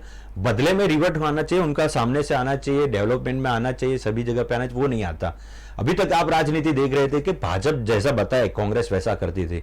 आपने पहले भी देखा होगा, पिछले 3-4 विधानसभा के इलेक्शन देख लो, उसके उम्मीदवार देख लो, जो कभी कांग्रेस का झंडा भी नहीं पकड़ते उनको टिकट दे देते थे, और वो लोग जीतने के बाद भी आज भी भाजपा में आप देख लीजिए। तो ये सारी चीजें भाजपा कांग्रेस की मिली भगत थी, वही दिखा दिखा के कोई ऑप्शन, तीसरा ऑप्शन नहीं था, इसीलिए कभी तीसरा मोर्चा सक्सेस नहीं हुआ। क्योंकि तीसरा मोर्चा जब आता है, भारतीय जनता पार्टी की एक स्ट्रेटजी रहती है, सामने कोई भी खड़ा हो जाए कांग्रेस के अलावा। आज तो आप देख रहे हैं कि भारतीय जनता पार्टी के, अरे कांग्रेस के लोग कांग्रेस के स्टेज पे खड़े होकर विधानसभा जो लड़ रहे हैं, वो ऐसा बोल रहे हैं कि आम आदमी पार्टी को वोट मत दो, पर आप भाजपा को वोट देना। तो कांग्रेस के लोग स्टेज पे बोल रहे हैं कि आप भाजपा को वोट देना। तो ये इनकी मिलीभगत है। पब्लिक के पास तीसरा ऑप्शन नहीं था, पर पब्लिक को पता है हम मुद्दे की राजनीति का, हमने कभी विरोध नहीं किया। हमें पता है कि महंगाई कितनी बढ़ रही है, हम उनको कहीं से राहत दे सकते हैं, हम लाइट बिल उनका फ्री कर सकते हैं, हम उनको महिलाओं को 1000 दे सकते हैं, हम जो बच्चे पढ़ रहे हैं उनकी शिक्षा अच्छी कर सकते हैं, उनका जो पैसा शिक्षा में जाता है, प्राइवेट स्कूलों में जाता है, लाखों की तादाद में फी भरते हैं, तो वो कम से कम हो सके। हम आरोग्य के क्षेत्र में जाते हैं, जहां पे आप देखो प्राइवेट हॉस्पिटल, आपको पता है कोरोना में क्या हाल थी, कैसे हॉस्पिटल वालों ने मुंह मांगी कीमत ली थी। सारे के सारे लोग जितना कमाते थे उससे ज्यादा तो हॉस्पिटल वाले ले लेते हैं, प्राइवेट। गवर्नमेंट में कुछ ऐसी फैसिलिटी नहीं मिलती। तो ये सारी चीजें हम अच्छी फैसिलिटी लाएंगे, अच्छा गवर्नमेंट की हॉस्पिटल सुधारेंगे, तो ये चीज में हम फोकस है, लोगों का आर्थिक जो होता है वो कम से कम हो जाए, तो उनको महंगाई के खिलाफ होगा। तो ये हमारी विचारधारा, ये हमारी वो है, और इसी के दम पर हम पंजाब में भी कोई इतना बड़ा चमत्कार नहीं हुआ, पहली बार ही वहां पे इलेक्शन लड़ रहे थे, दिल्ली में भी इतना बड़ा चमत्कार नहीं हुआ, वहां पे भी पहली बार इलेक्शन लड़ रहे, पर वहां पे ईमानदारी से हमें पता था कि हम ईमानदार लोग हैं, हमारी ये बात है, हम ये चीज रखने आए, तो उसी के लिए हमें दिल्ली के लोगों ने पूरा बहुमति दिया, पंजाब में हमें पूरा बहुमति दिया। और मैडम, आपके यहां से मैं बोल रहा हूं कि आने वाले समय में आप 8 तारीख को भी देख लीजिए, गुजरात की जनता ने भी थाम लिया। कल कुछ लोग मिले थे कांग्रेस के, वो लोग मित्र है तो मिले थे, वो बता रहे थे मुझे कि हम जहां पे भी प्रचार करने जाते तो लोग बोल रहे हैं कि यार इस बार तो कांग्रेस के लोग बोल रहे हैं कि हम इस बार तो कांग्रेस को वोट नहीं देंगे, भाजपा तो हमें पसंद नहीं है। अब तीसरा मोर्चा चलेगा, आम आदमी की झाड़ू चलेगी, बीजेपी को भी यही डर है। आप देखो, हमने तो पूरे उम्मीदवार, हमारे 98% उम्मीदवार हमने डिक्लेयर कर दिए, पर बीजेपी ने अभी तक अपना खाता नहीं खोला, क्योंकि उनको डर है वो खोलेंगे तो वो कहीं ना कहीं फंसेंगे, क्योंकि उद्योगपति सब पैसा दे के आएंगे। कोई ग्राउंड लेवल का, मैं भारतीय जनता पार्टी के कार्यकर्ता को भी कहना चाहता हूं कि आप लोग ग्राउंड के हिसाब से चलिए, आप मेहनत करते हो, आप पार्टी का निर्माण करते हो, आप पार्टी के लिए दौड़ते हो, पर पार्टी टिकट तो बेच देती है, बड़े उद्योगपति और भ्रष्टाचारियों को दे देती है, और उनका भी विरोध रहता है। पर कुछ ना कुछ सिस्टम के खिलाफ वो लोग जाना नहीं चाहते, पर वो लोग भी हमें मिले हैं, वो उन लोगों का भी कहना है, भारतीय जनता पार्टी का एक बड़ा समूह है जो ईमानदार है, वो लोग भी बता रहे हैं कि यार ये जो हो रहा है, ये जो मोरबी में हुआ वो गलत है, ये जो हो रहा है, जो हॉस्पिटल सजाए थे मौत के वहां पे, वो गलत है। उनको पता है 100 रुपए पेट्रोल इतना महंगा क्यों हो गया, दूध के दाम इतने ज्यादा क्यों बढ़ गए, तो ये सारे चीज भाजपा के भी लोग हैं, उनको भी पता है। तो वो कुछ ना कुछ आम आदमी पार्टी के साथ जुड़ने वाले हैं और बड़ी तादाद में आप आने वाले समय में देख लेना, इलेक्शन के कुछ टाइम पहले भी देख लेना, भाजपा कांग्रेस मिलकर बैठ के ग्राउंड लेवल के कार्यकर्ता, ग्राउंड लेवल के लोग आम आदमी पार्टी का प्रचार करने वाला है। टिकटों के आवंटन की बात आपने उठाई, टिकटों का आवंटन हो रहा है और भारतीय जनता पार्टी की सूची की राह देखी जा रही है। कांग्रेस पार्टी की दूसरी सूची आज जरूर आ सकती है, लेकिन आम आदमी पार्टी की लगातार बहुत सारी लिस्ट घोषित हो गई है। मुझे लगता है आपने 12 लिस्ट अब तक घोषित कर दी है। करीबन 90% प्रत्याशियों का ऐलान हो गया है और उसमें एक प्रत्याशी है वडोदरा की सयाजीगंज विधानसभा से स्वेजल व्यास। अब सयाजीगंज विधानसभा से कांग्रेस से नगर पालिका का चुनाव जीते हुए अतुल पटेल भी लिस्ट में थे, वहां आरएसपी से चुनाव जीते हुए रामी भी थे। उसके बावजूद आपने ऐसा क्या जुगाड़ लगाया कि आपको 1 महीने 2 महीने पहले ही आप पार्टी में आए और सयाजीगंज विधानसभा का टिकट आपको मिल गया? क्या ये पहले से सेटिंग थी जुड़ने से पहले? मैम, ये हमारी आम आदमी पार्टी है।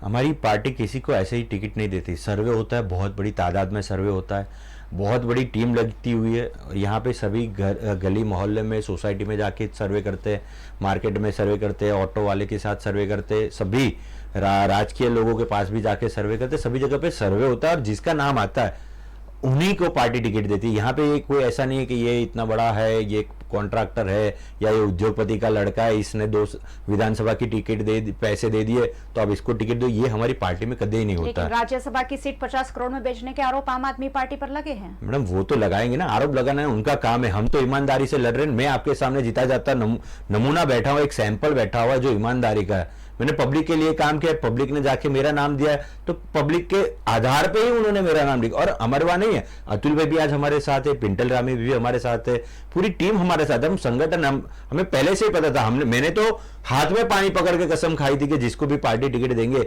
हम उनके लिए काम करेंगे, क्योंकि ईमानदार लोग हैं। हमें पता है हमारी मजबूरी ये नहीं है कि हमारे किसको टिकट दी, इसको टिकट दी, वो हमारी मजबूरी नहीं, सबको पता है। हमारी मजबूरी ये है कि ये जीतने के बाद 5 साल ये भाजपा जो काम करती है, 1000 रुपया रोज खड़े रह के मास्क के नाम से कितना लगाया है, मेमो कुछ भी ना, उनके रोड रास्ते बने ना, खड्डे नहीं पुरते, फिर भी ई मेमो घर पे आके पैसे ले जाते हैं। तो ये सारी सिस्टम लोगों को पता है। दूध के दाम इतने बढ़ गए, वो सारी सिस्टम पता है, तो लोगों को पता है ये। और हमारी दिक्कत ही वो है कि हमारी लड़ाई उनके साथ है। हम लड़ रहे हैं भाजपा के खिलाफ इसी के लिए कि वो लोग जीतने के बाद अपनी मनमानी करते, कुछ भी करके हमारे जेब में से पैसा निकालते, और वो बंद होने के लिए क्रांतिकारी वीरेंद्र भाई रामी, अतुल भाई पटेल, प्रतिमा बेन व्यास, हम सब लोग क्रांतिकारी है। हमारे खून में से निकलेगा क्रांतिकारी जुनून। ये जुनून के लिए हम लोग लड़ रहे हैं और हम सब एक साथ है। पर कहीं ना कहीं ये मुद्दा डाइवर्ट किया जाता है। आप देखिए, हमने तो टिकट, हम ईमानदार, हमने तो एडवांस में डिक्लेयर कर दी। पाप तो उनके मन में है ना, अभी तक टिकट डिक्लेयर नहीं की, उनको भी पता है। का संगठन आपके साथ नहीं है, ये बात तो आप जरूर मानिए। मैडम, सयाजीगंज आज मैं चाहता हूं कि आप 9 बजे मेरे घर पे आइए। कम से कम सयाजीगंज का पूरा संगठन, अभी मैं यहाँ पे बैठा हूँ, मैं चाहता हूँ आपको लाइव, मेरा फोन नहीं है वरना लाइव आपको दिखा देता कैमरे में, पूरा संगठन मेरे घर के नीचे बैठा हुआ है और मेरे वहां, फिर भी मैं आपके साथ हूँ, क्योंकि मुझे पता है कि वीएनएम एक ऐसा प्लेटफॉर्म है जो सबको नहीं मिलता है और हमें ये प्लेटफॉर्म दिया जा रहा है। तो हमारे संगठन के लोग को भी पता है कि काम तो करेंगे, पहले वीएनएम में जाना जरूरी है। तो उसी के लिए एक हमारा भी भरोसा है, सब लोगों का भरोसा है कि मेरे साथ उम्मीद है। 2-3 लोग है, वो तो उनका है मन दुख, उनको भी हम मना लेंगे। पार्टी से ऊपर से भी उन पे फोन आएगा और जो कुछ जिसको भी कुछ ना कुछ दिक्कत बीजेपी में होती है, कांग्रेस में होती है, पर हमारे में इतनी ज्यादा नहीं है, क्योंकि हम सब तो हमारा जेब से पैसा डाल के इलेक्शन लड़ना है, कोई वैसा है नहीं। चलिए, संगठन का काम करेगा, लेकिन सयाजीगंज में स्वेजल व्यास का होल्ड कितना, अपने बलबूते पर कितने वोट आप हासिल कर सकते हैं, कितने लोगों का समर्थन आपको मिल सकता है, ये आप सोच कर चल रहे हैं, या आम आदमी पार्टी को आपने कुछ एश्योर किया होगा? मैडम, मैं चाहता हूं, मैं मानता हूं और मेरी सोच ऐसी है कि जो भी लोग महंगाई से परेशान है, जो भी लोग ये भ्रष्ट तंत्र से परेशान है, जो भी लोग ये स्कूल की बड़ी दाम और प्राइवेटाइजेशन से परेशान है, जिसको भी पता है कि ये गलत हो रहा है, हमारा जो जीएसटी टैक्स दे रहे उनका वो रिफंड नहीं मिल रहा है, गवर्नमेंट की फैसिलिटी नहीं मिल रही है, चाहे वो भाजपा में हो, चाहे वो कांग्रेस में हो, या कोई भी हो, वो सब लोग इस बार आम आदमी पे आ रहे हैं।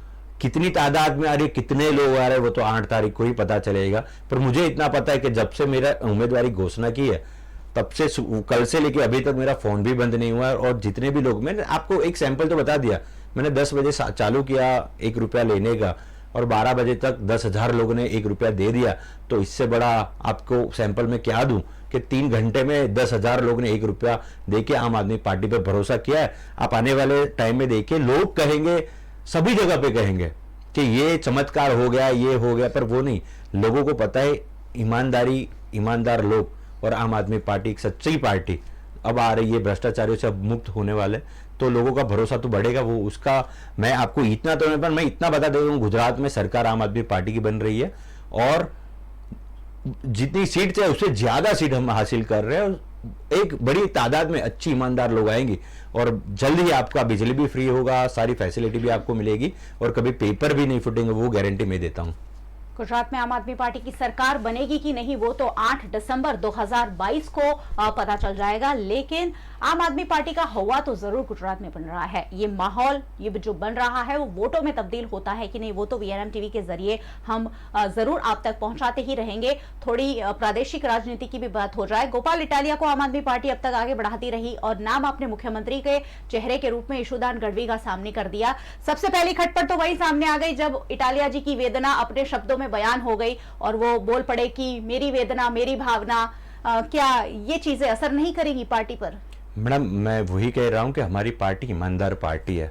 हमने पब्लिक सर्वे करवाया, पब्लिक को मैसेज दिया, एक नंबर दिया, वहां पे दिया, ईमेल में दिया कि आप लोग अपने उम्मीदवार किसको बनाना चाहते हो। वो सर्वे हुआ है, सभी जगह पे सर्वे हुआ, सबने अपने प्रत्याशी, मैंने खुद भेजा है, सबने अपना कैंडिडेट के नाम को भेजा है कि हमें ये मुख्यमंत्री चाहिए।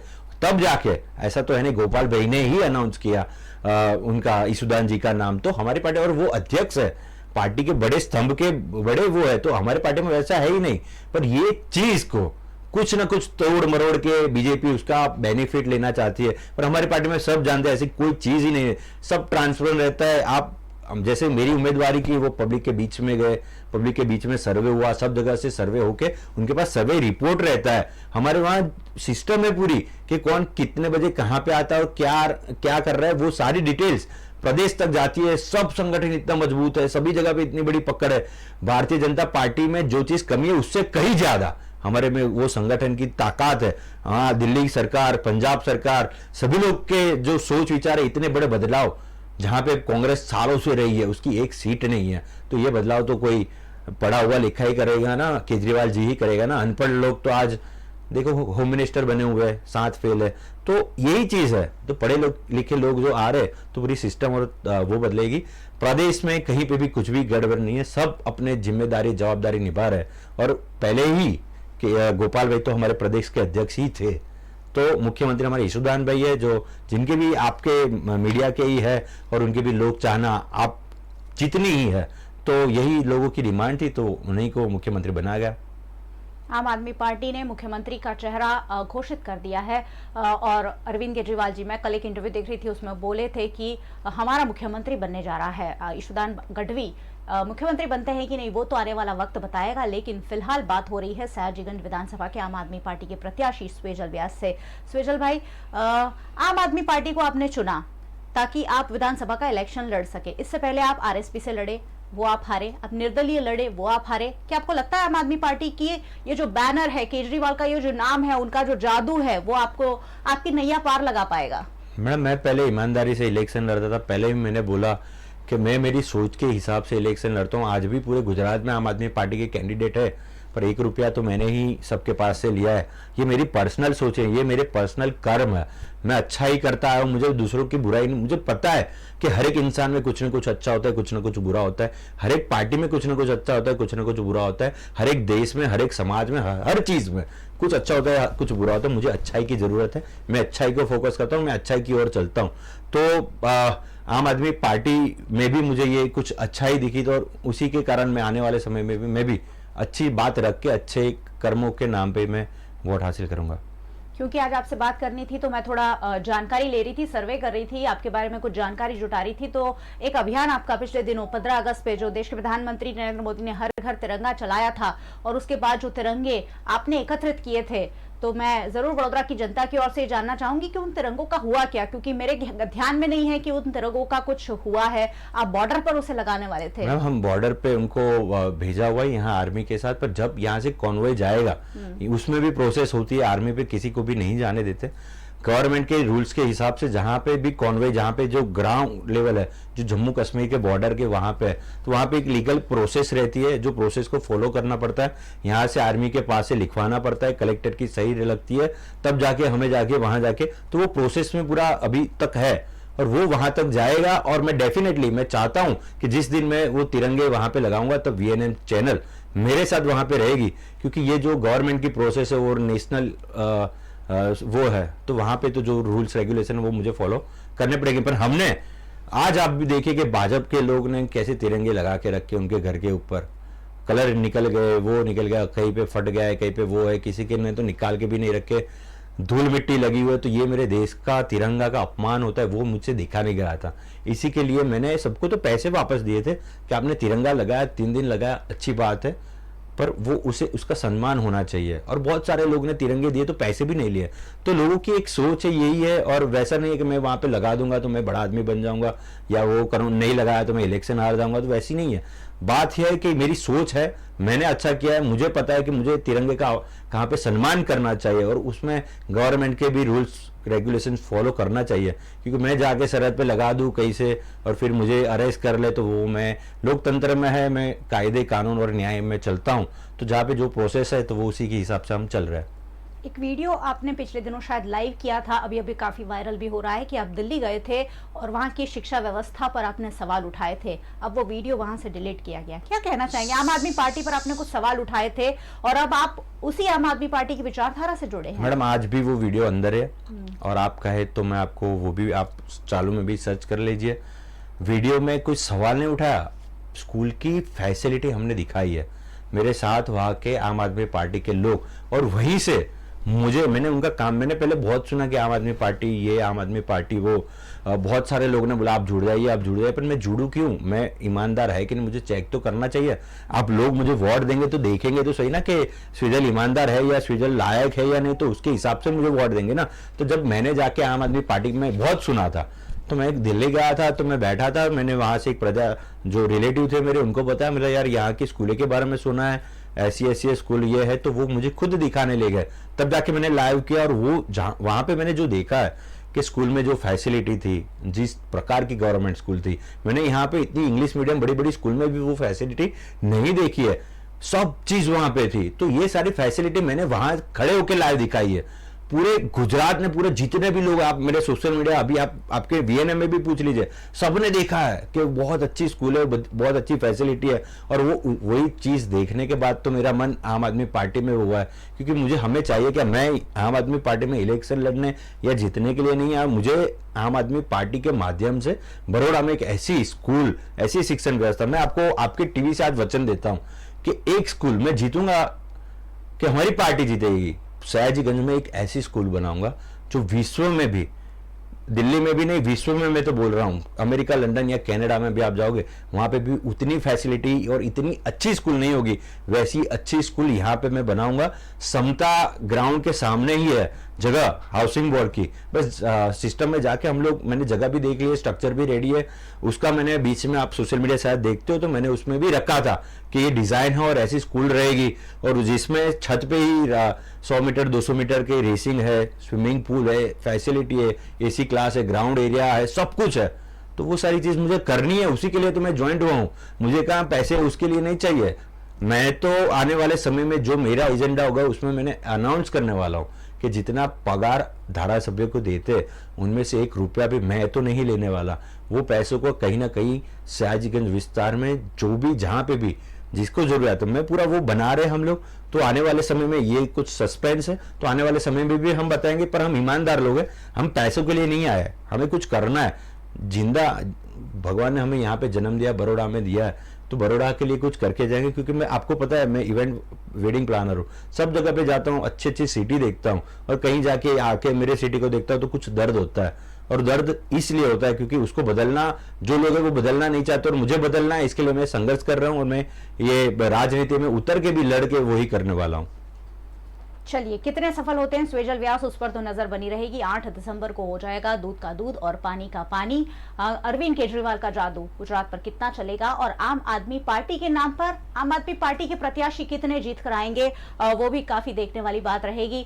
स्वेजल भाई, फिर एक बार यही सवाल होगा, क्यों पसंद करेगी वडोदरा की जनता आपको? आखिरी सवाल। जनता के पास 3 ऑप्शन है। कांग्रेस के उम्मीदवार देख लीजिए, विरोध पक्ष के नेता 10 साल से विरोध पक्ष से सिर्फ अघोरा मॉल के अलावा कहीं पे भी विरोध नहीं करते, और जहाँ पे भी विरोध करते हैं तो 2-3 दिन बाद विरोध खत्म हो जाता है उनका, वो सेटिंग हो जाती है। तो विरोध पक्ष की भूमिका, उनके पास सत्ता पावर है, उन्होंने कुछ नहीं किया। मेरे पास कुछ भी नहीं है, फिर भी मैंने बहुत कुछ किया है और बहुत कुछ गिना रहा हूँ, और गिना नहीं, मैं तो मुझे भी नहीं पता मैंने कितना किया। वो आने वाला समय में लोगों को पता है कि कितना किया, और मैं दिखाऊंगा कि मैंने कितना काम किया। और बीजेपी में तो जो भी आएगा वो पैसे के दम पे आने वाला है। लोगों के पास 3 ऑप्शन है, 3 में से एक ईमानदार है, एक setting.com है और एक भ्रष्टाचारी है। अब पब्लिक ही तय करेगी कि उनको क्या करना है। और मैं भी, सर्वोपरि तो हमारी पब्लिक रहती है, लोकतंत्र की है, और लोकतंत्र में जो भी वोट देंगे उन्हीं की सरकार बनती है और वही जीतता है। बहुत लोग ऐसे बड़े बड़े भी लोग हैं जो हार जाते हैं और छोटे छोटे लोग भी जीत जाते हैं। तो इस बार कुछ चमत्कार होगा, चलेगी झाड़ू, और कुछ ना कुछ ऐसा परिवर्तन होगा कि आने वाले समय में कभी भी बड़ौदा की जनता और सयाजीगंज की जनता को ऐसा अफसोस नहीं होगा कि मैंने मेरा वोट गलत जगह पे दे दिया था। चलिए, बिल्कुल सही बात है। ये जो पब्लिक की बात कर रहे हैं, ये जो पब्लिक है वो सब जानती है, और पब्लिक आखिर क्या करेगी वो 8 दिसंबर को पता चलेगा। पब्लिक सालों पहले जिन्होंने गुजरात पे शासन किया उसके साथ जाती है, या 25 सालों से जो गुजरात पर राज कर रहे हैं उनके साथ जाती है, या जुमा 8 दिन पहले आई पार्टी को वोट करती है। इस पर तो हमारी नजर बनी ही रहेगी। आपको जुड़े रहना है, हमेशा जुड़े रहना है, क्योंकि वोट आखिरकार आपको करना है, और वोट आप तभी कर पाएंगे जब आप अपने प्रत्याशी को भली भांति जानते होंगे। आज हमने वो सवाल स्वेजल व्यास से करने की कोशिश की है जो आपके लिए जानना जरूरी थे, क्योंकि वोट आखिरकार आपको करना है। आम आदमी पार्टी, भारतीय जनता पार्टी या कांग्रेस के प्रत्याशी। आने वाले 1 महीने तक प्रत्याशी खुद आपके सामने चलकर आएंगे, और यहां बैठकर हम उनकी नब्ज टटोलेंगे कि आखिरकार क्या सोच के साथ वो आपको 5 साल देने वाले हैं। और इसलिए वीएनएम टीवी के साथ जुड़े रहना है। यूट्यूब चैनल है, सब्सक्राइब कर लीजिए अगर अब तक नहीं किया है तो। वैसे तो किया ही है, और नहीं किया है तो जरूर कर लीजिए, क्योंकि बहुत ज्यादा जरूरी है कि वोट किसे देना है वो हम सोच परख कर दे। फेसबुक पर देख रहे हैं, जरूर फॉलो करें, शेयर करें, सब तक ये बात पहुंचना जरूरी है। डीडी हंट, वोडाफोन टीवी, जियो टीवी, सारे ओटीटी प्लेटफॉर्म्स पर वीएनएम टीवी 24 घंटे आपके लिए अवेलेबल होता है। देखते जरूर रहे। स्वेजल भाई, बहुत बहुत शुक्रिया, और 1 महीने तक हम आपको जरूर बुलाते रहेंगे, क्योंकि जरूरी है कि जनता आपको भली भांति परख सके। पक्का पक्का जुड़े रहिए हमारे साथ, देखते रहिए वीएनएम। नमस्कार।